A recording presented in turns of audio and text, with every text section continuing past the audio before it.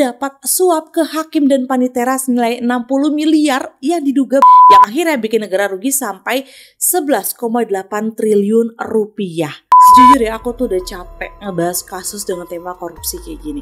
Soalnya kayak gak habis-habis gitu. Korupsi si A, korupsi PTB, korupsi PTC. Mau sampai kapan sih korupsi kayak gini? Kapan kita tuh akan jadi maju gitu loh. Nah, kasus kali ini mengenai kasus korupsi sebesar 11 triliun. Itu kalau kalian beli donatnya Pingkan Mambo ya, bisa se-Indonesia kita mabuk donat kayaknya. Nah, kasus kali ini mengenai salah satu raksasa industri sawit di Indonesia yaitu Wilmar Group. Hai guys, balik lagi di channel Nai. Hari ini aku akan bahas mengenai seperti judulnya ya, kasus korupsi Wilmar Group. Sumpah pas aku riset tuh aku tuh sedih karena korupsi di Indo tuh sebanyak ini loh tahun ini. Pokoknya ya, kalau kalian suka pembahasan semacam ini, kalian bisa langsung subscribe di channel Nai karena Nai akan update tiap minggu bawain kasus-kasus menarik kayak gini dan ada juga kisah horor loh.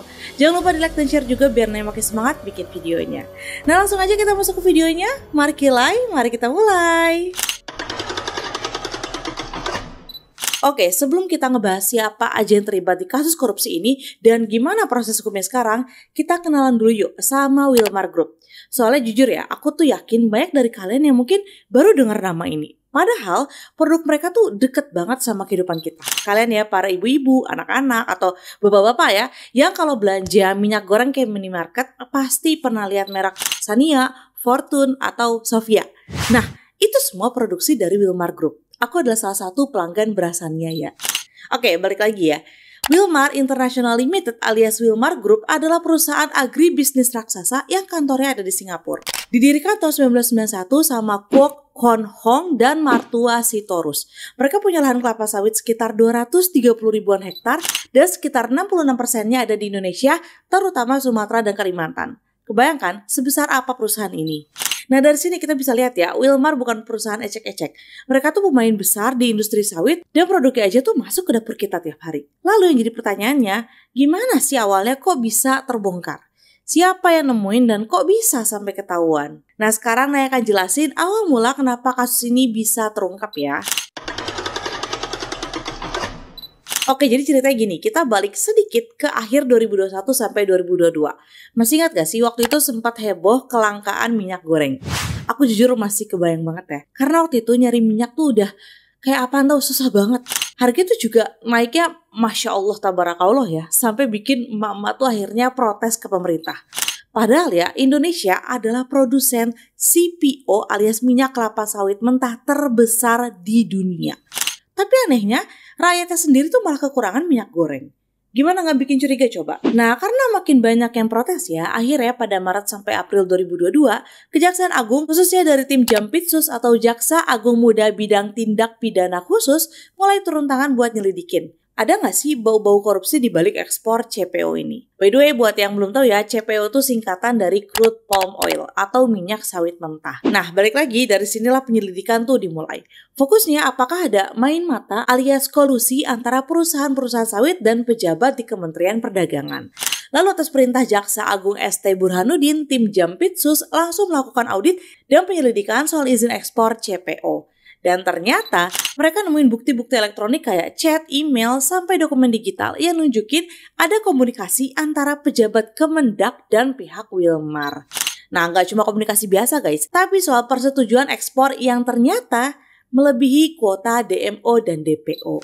DMO dan DPO ini apalagi naik? Jadi singkatnya nih ya, DMO atau Domestic Market Obligation adalah kewajiban produsen buat menyuplai atau menyediakan minyak untuk dalam negeri dulu sebelum ekspor. Jadi kayak kebutuhan dalam Indonesia tuh dipenuhi dulu sebelum kalian kirim keluar. Nah, sementara DPO atau Domestic Price Obligation adalah menjual ke pasar lokal dengan harga yang sudah ditetapin pemerintah. Tujuannya biar harga minyak goreng tuh tetap aman buat masyarakat. Jadi kayak pemerintah ngasih standar, lo jual ceban aja ya, jangan dinaikin gitu. Nah, itu DPO. Nah, kita lanjut ya. Dari sini kan makin kelihatan tuh ya, ada yang janggal. Bukti-bukti itu tuh bikin penyidik yakin ada praktik kolusi buat ngatur kuota ekspor dan ngeles dari kewajiban pasok dalam negeri. Dan dari hasil penyelidikan itu, muncul satu nama yang cukup mencolok, yaitu Indrasari Wisnuwardana, Dirjen Perdagangan Luar Negeri saat itu. Beliau tuh diduga ngasih izin ekspor ke perusahaan-perusahaan yang ya gak memenuhi syarat alias kayak melanggar aturan gitu guys. Nah, dari situlah semuanya tuh mulai kebongkar. Awalnya kan cuma fokus ke soal izin ekspor minyak sawit yang janggal ya, yang mana menimbulkan pertanyaan, kenapa ada perusahaan yang bisa ekspor lebih dari kuota? Padahal belum memenuhi kewajiban pasok mereka dalam negeri. Tapi setelah tim Kejagung bongkar bukti-bukti digitalnya, ternyata benang merahnya tuh mulai kelihatan. Dan ya, salah satu nama perusahaan besar yang terlibat ya si Wilmar Group ini. Nah, Wilmar tuh mulai terseret karena ada pejabat pentingnya si Master Tumanggor yang dinyatakan aktif melobi pejabat Kemendak agar tetap bisa ekspor tanpa memenuhi DMO atau DPO. Nah, tadi kan kita udah bahas nih gimana awal mula kasus ini terungkap. Mulai dari kelangkaan minyak goreng, penyelidikan Kejagung, sampai akhirnya nama Wilmar Group ikut terseret. Tapi, sebenarnya gimana sih cara mainnya? Nah, sekarang kita akan masuk ke skema korupsinya. Gimana alurnya, dan siapa aja yang terlibat. Sini aku jelasin pelan-pelan ya. Jadi gini guys, korupsi kayak gini tuh nggak dilakukan asal-asalan. Ada alurnya. Ada yang atur strategi dan pastinya ada kerjasama antara pihak-pihak tertentu. Jadi nih ya, skema korupsi mereka tuh, pihak Wilmar tuh lewat beberapa anak perusahaannya diduga ngasih laporan palsu ke Kementerian Perdagangan. Jadi mereka ngaku kalau udah memenuhi kewajiban DMO dan DPO, padahal nyatanya belum. Bahkan ada yang sama sekali nggak ngelakuin, jadi mereka cuma nge-ekspor aja gitu.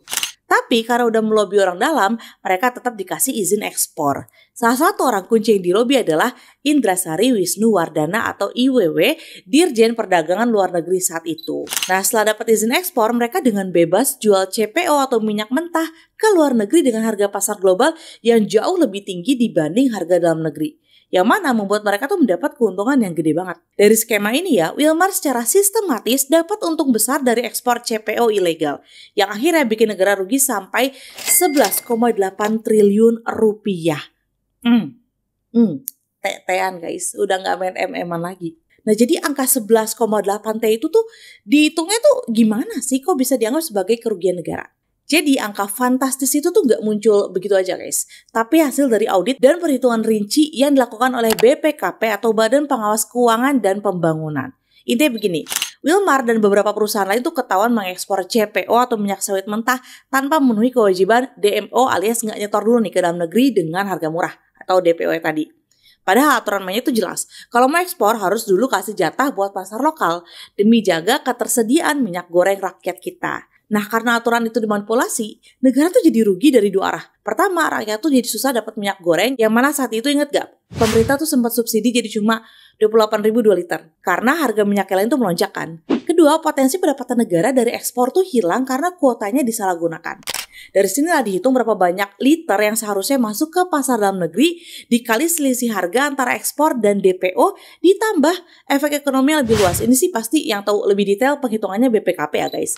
Simpelnya gini deh, misal nih perusahaan aku nih ya harus setor 20% DMO ke negeri kita. Dengan harga DPO-nya misalnya 10.000 gitu lah ya, 10.000. Nah, terus dari 10.000 itu dijual ke masyarakat 15.000. Nah, harusnya kan 5.000 ini kan masuk ke negara dong. Nah, bayangin kalau ternyata 20% harus aku store itu ternyata 10 juta liter. Berarti kan kalau kita kali 10 juta dikali 50.000, maunya 50 miliar ya? 50 miliar ya, let's say 50 miliar kan. Nah itu kalau ternyata 20%-nya sih 10 juta liter tadi.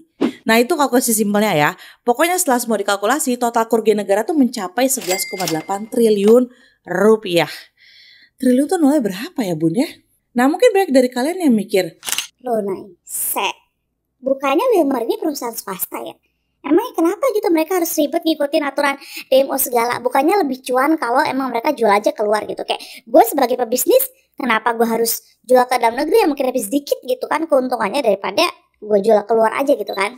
Nih, aku jelasin sedikit ya. Jadi pemerintah tuh bertugas membantu rakyatnya. Contoh simpelnya gini deh, pemerintah tuh pengen minyak goreng tetap tersedia dan harga terjangkau untuk rakyat Indonesia. Agar apa? Agar rakyat itu tetap dapat menikmati harga yang terjangkau untuk kebutuhan memasak mereka. Nah, oleh karena itu pemerintah membuat kebijakan DMO tersebut. Yang mana isi dari kebijakan tersebut mewajibkan semua perusahaan sawit, baik negeri atau swasta untuk menjual sebagian produknya ke pasar dalam negeri terlebih dahulu dengan harga yang terjangkau sebelum diekspor keluar. Nah, tujuannya apa? Yaitu tadi biar nggak terjadi kelangkaan, harga tetap stabil dan rakyat nggak jadi korban harga pasar dunia gitu loh kan harganya naik turun ya. Nah, meskipun ekspor tuh emang lebih menguntungkan ya secara bisnis, tapi kalau kalian mau main di pasar Indonesia, ya harus ikut aturan main yang ada di sini dong. Nah, masalahnya tuh muncul ketika aturan ini dimainin atau dimanipulasi. Nah, kalau udah gitu ya harus siap-siap aja dong berurusan sama hukum. Logikanya nih ya, kalau misalnya ada perusahaan yang main-main sama aturan ini ya, apalagi sampai menyebabkan kelangkaan atau ngeganggu kestabilan harga, harusnya ya dihukum dong. Tapi kenyataannya nggak sesimpel itu, Bun. Karena pada Maret 2025 kemarin, pas kasus ini disidangkan di Pengadilan Negeri Tipikor Jakarta Pusat, Wilmar dan 2 perusahaan sawit besar lainnya justru dinyatakan lepas dari semua dakwaan alias on slack oleh majelis hakim. Jadi FYI ya, on slack ini tuh adalah putusan pengadilan yang menyatakan bahwa terdakwa dibebaskan dari tuntutan hukum karena perbuatan yang didakwakan kepadanya terbukti, tetapi perbuatan tersebut bukan merupakan tindak pidana. Terbukti guys, tapi dianggap bukan pidana. Loh kok bisa? Kenapa gitu kan? Jadi alasan si hakim tuh ya, katanya tindakan mereka tuh cuma melaksanakan kebijakan pemerintah, bukan tindakan pidana. Nah karena hasil putusan inilah yang membuat kecurigaan dari Kejagung bahwa ada korupsi lain nih di baik ini, yaitu tindak pidana suap menyuap ngono ya. Apa sih istilahnya? Pokoknya suap menyuap lah ya. Dan ternyata bener aja, setelah diselidiki, terdapat suap ke hakim dan panitera senilai 60 miliar yang diduga berasal dari perusahaan si Wilmar ini. Jos, ini kalian ingat gak yang kemarin aku bahas Zoro Frikar di video kayak sebelumnya nih? Suap menyuap hakim. Nah sekarang nih Ana akan masuk ke penyelidikan kedua terkait keputusan hakim yang membuat curiga. Kok bisa? Mereka merugikan negara 11 triliun tapi kamu bebaskan. Nih ya. Jadi setelah putusan bebas buat Wilmar Group di Pengadilan Tipikor Jakpus yang bikin heboh di Maret 2025 kemarin, Kejaksaan Agung langsung tancap gas.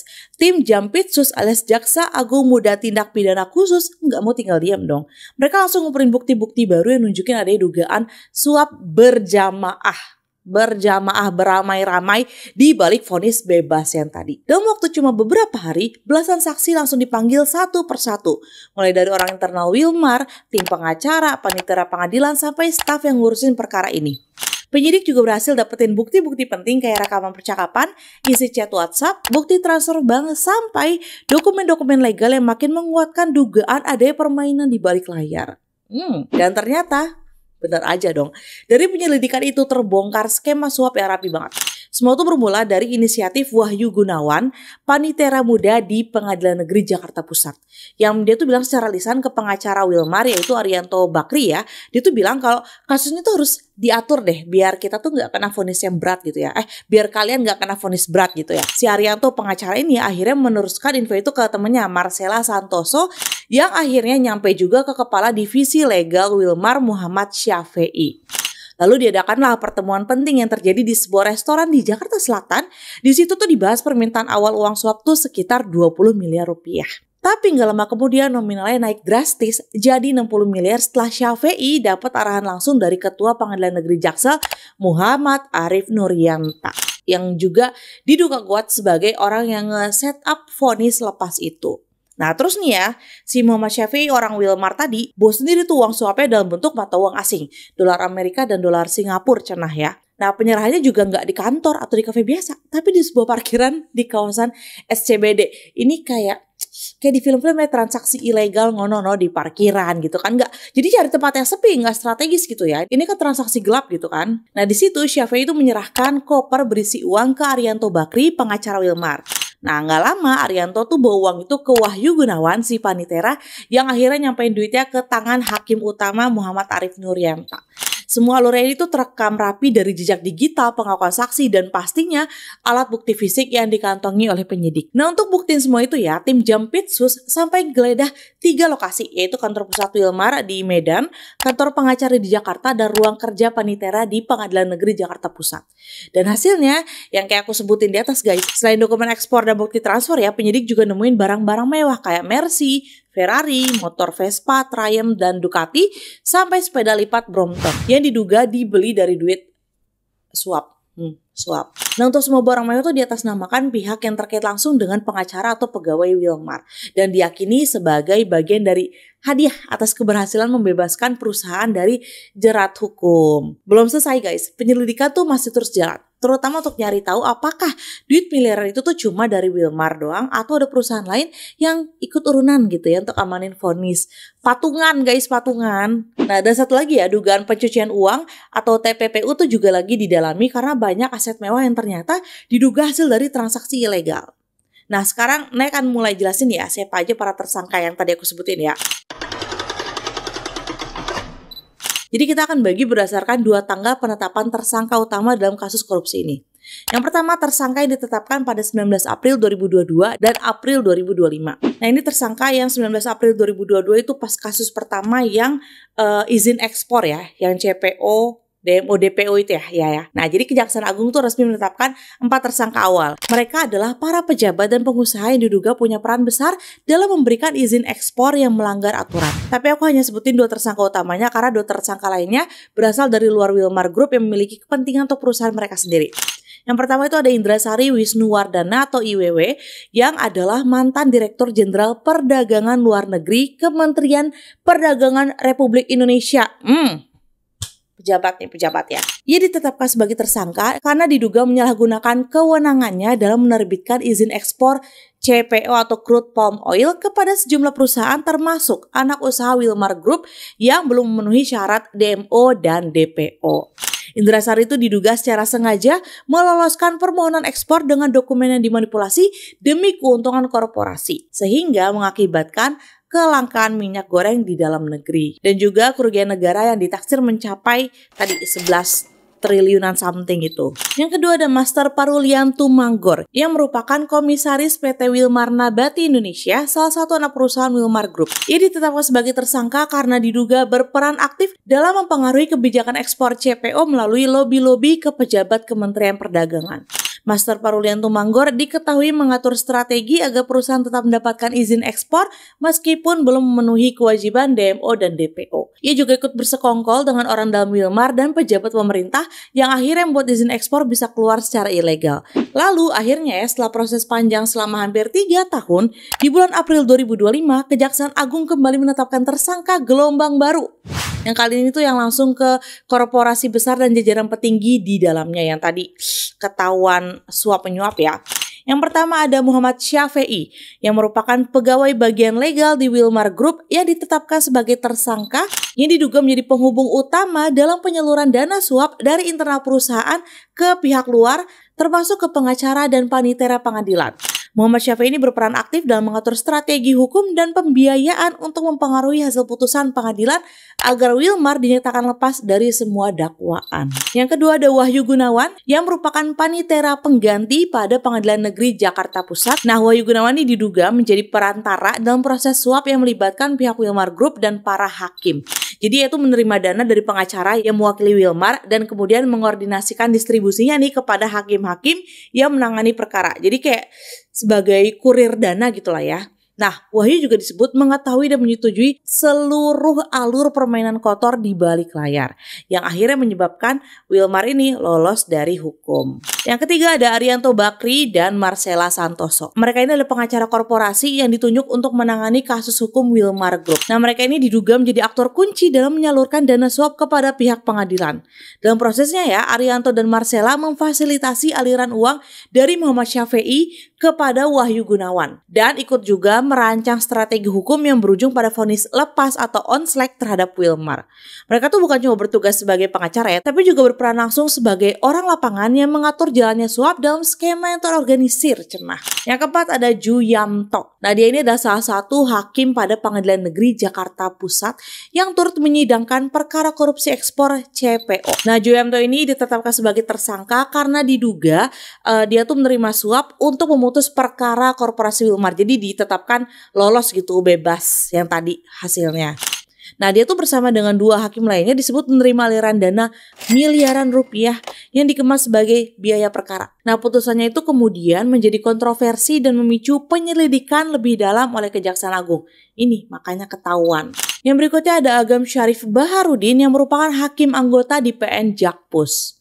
Nah, ia juga diduga menerima suap dalam bentuk uang tunai dan fasilitas mewah untuk menjatuhkan putusan bebas bagi si Wilmar. Nah, Agam ini diketahui sering berkomunikasi dengan panitera dan hakim lainnya selama sidang berlangsung yang nunjukin kalau dia tuh emang terlibat langsung dalam mengatur hasil putusannya. Tersangka berikutnya Ali Muhtarom, salah satu hakim anggota lain dalam majelis yang mengadili perkara korupsi Wilmar Group. Jadi perannya tuh sama dengan yang sebelumnya, si Saha tadi sebelumnya, Baharudin, Agam something Baharudin kalau nggak salah, itu perannya sama ini. Pokoknya dia menerima suap juga. Dan yang terakhir ada Muhammad Arif Nurianta. Jadi beliau adalah Wakil Ketua Pengadilan Negeri Jakarta Selatan sekaligus hakim yang memimpin sidang perkara Wilmar Group di PN Jakpus. Jadi dia ini sama perannya itu menerima suap untuk meloloskan putusan lepas terhadap Wilmar. Nah, Arif Nurianta ini disebut-sebut sebagai hakim paling berpengaruh dalam menentukan arah putusan majelis. Ia juga diduga menikmati sejumlah fasilitas mewah dari pihak yang berperkara, termasuk penggunaan kendaraan mewah dan fasilitas akomodasi yang ditemukan dalam hasil penggeledahan oleh Kejaksaan Agung. Nah, terus gimana status saat ini? Nah, jadi saat ini ya Wilmar Group tuh telah menyetorkan dana 11,8 triliun ke Kejaksaan Agung sebagai bentuk jaminan atas kerugian negara. Jadi bukan untuk pengakuan bersalah ya. Nah, dana itu disetor lewat 5 anak perusahaan Wilmar pada tanggal 23 dan 26 Mei 2025. Dan ini masuk ke rekening khusus milik Kejagung dalam rangka proses kasasi. Kalau nanti Mahkamah Agung atau MA tetap memutuskan Wilmar bebas, uang itu bisa dikembalikan lagi. Tapi kalau putusan dibatalkan, ya ini tuh bisa jadi hangus. Nah, sementara itu proses kasasi dari pihak Kejaksaan Agung masih terus jalan. Baik pihak yang punya harapan besar kalau MA tuh bakal membatalkan putusan awal yang tadi mereka lolosin Wilmar dari tuduhan merugikan negara 11,8 T itu loh guys. Nah, soalnya banyak yang menilai itu putusan yang awal itu keliru dan diduga kuat udah dicampuri suap. Si suap 60 miliar ke hakimnya tadi itu guys. Nah, karena besarnya kasus ini ya, media internasional seperti Reuters dan Fortune juga ikut angkat suara. Mereka bahkan mempertanyakan ulang integritas industri sawit di Indonesia. Investor dan pembeli dari luar negeri tuh mulai was-was takut rantai pasok kelapa sawit kita nggak bersih dan rawan korupsi. Nah, makanya sekarang pemerintah tuh lagi kerja keras ya untuk memperbaiki sistem. Mulai dari perizinan DMO atau DPO yang dibenahi, digitalisasi proses ekspor, sampai penguatan pengawasan sertifikasi kayak ISPO dan RSPO. Tujuannya biar kedepannya tuh nggak ada lagi skandal kayak gini dan nama Indonesia tuh tetap harum sebagai produsen sawit yang bersih, taat hukum, dan berkelanjutan. Nah, proses hukumnya tuh masih terus berjalan dan netizen tuh mulai bertanya-tanya apakah MA akan batalkan vonis lepas atau malah tetap membebaskan perusahaan sebesar Wilmar. Ya pokoknya apapun hasilnya nanti, semoga kasus ini tuh udah ngasih pelajaran besar buat kita semua tentang pentingnya transparansi, pengawasan yang ketat, dan keberanian aparat hukum untuk bongkar kasus besar, bahkan yang melibatkan pemain raksasa. Nah, kalau menurut kalian gimana? Apa vonis lepas ini wajar atau janggal? Tulis pendapat kalian di kolom komentar ya. Nah, itu dia seluruh rangkaian kasus korupsi Wilmar Group. Yang lainnya tuh nggak main-main ya, itu 11,8 triliun. Itu gede guys. Pokoknya yang jelas kita tuh sebagai rakyat biasa cuma bisa berharap proses hukum tuh berjalan adil dan transparan. Nah, gimana pendapat kalian tentang video hari ini? Kalau ada info lain yang belum aku sampaikan atau kalau kalian ada request untuk next video, bisa banget tulis di bawah atau DM IG ku @nadia_rahmatin atau TikTok @rahmatin_nadia. Sorry emang susah menyesuaikan nama tuh gak konsisten ya. Oke, sekian video hari ini. Semoga kalian suka dengan cara aku menyampaikan kasusnya. Jangan lupa subscribe biar Nadia makin semangat bikin videonya. Dan sampai ketemu lagi minggu depan. Bye bye. Terima kasih yang udah subscribe. Sampai ketemu lagi.